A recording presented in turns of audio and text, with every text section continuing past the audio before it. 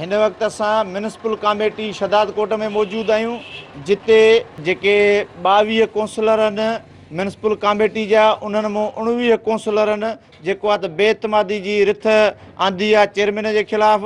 अचो त उन्हनि सां ॻाल्हि ॿोल कयूं त उन्हनि जो छा चवणु आहे। शहर में कमकार कोन थिया आहिनि, उनजे करे असां जेको आहे 22 मां 19 ॼणनि असां बेइतमादी जे लाइ रिथ जमा करे सीएमओ साहब वटि। 3 साल साढा 3 साल गुज़री विया आहिनि, को कमु शहर जो न थियो आहे, न नालियुनि जा कम थिया आहिनि, न सफ़ाई जो सुथराई जो, न को असांजो ॿाहिरि जेके रोड रस्ता आहिनि न को उहे ठहिया आहिनि। 20 मां 19 मेंबर जेके आहिनि मुतफ़िक़ थिया आहिनि। छाजे लाइ थिया आहिनि? इन जे लाइ थिया आहिनि त को मीर साहिबु मिठल ख़ान कमु नथो करे।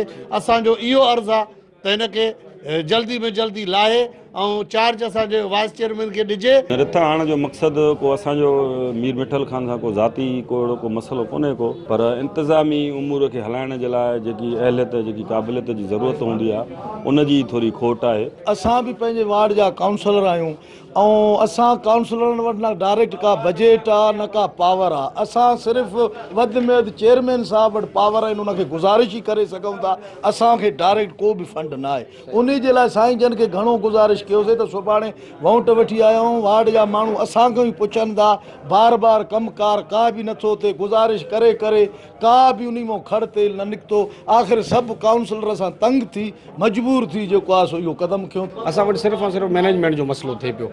असां वटि रिसोर्सिस बि हुया, असां वटि अमलो बि आहे, असां वटि मशीनरी बि आहे, असां वटि माशाअल्लाह ऑफिस बि आहे। सभु सेटअप हुजण जे करे शहरी शिकायतुनि जो प्रेशर असां लोकल नुमाइंदा आहियूं। शदादकोट म्यूनिसिपल कमेटी जे काउंसलरनि जूं तव्हां ॻाल्हियूं ॿुधियूं। हिन जो इहो ई चवणु आहे त म्यूनिसिपल कमेटी जे चेयरमैन 3 सालनि जो अरसो गुज़री वियो, को बि कमकार न करायो आहे। उनजे करे असां ही बेइतमादी जी रिथ आंदी अथसीं त जीअं शहर जा कम थी सघनि। कैमरामैन नदीम समो सां गॾु कामरेड अमीर मंगणार, सिंध टीवी न्यूज़ शदादकोट।